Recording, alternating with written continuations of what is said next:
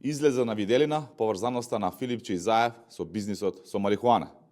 Фирмата ЦБД Медплант до село Борисово на Тони Котев, на која и беа запленети 30 тони дрога, добива одобрение од владата за одгледување марихуана за медицински цели во 2020 година.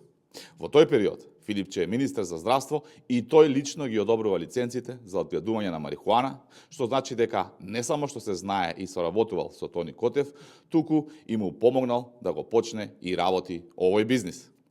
Дека Филипче заедно со Заев цврсто се бореше за овој бизнис, говори и фактот што силно се заложуваше марихуаната да се користи и за лична употреба. Ај што подржуваше легализација заедно со Заев, ај што даде 50 лиценци на лица блиски до него, Заев и СДС, туку и се залагаше за експорт на цветот од канабис.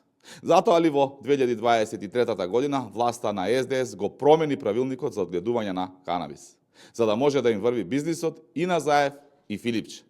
И дополнително, колкава сума требало да добие ова криминално дуо.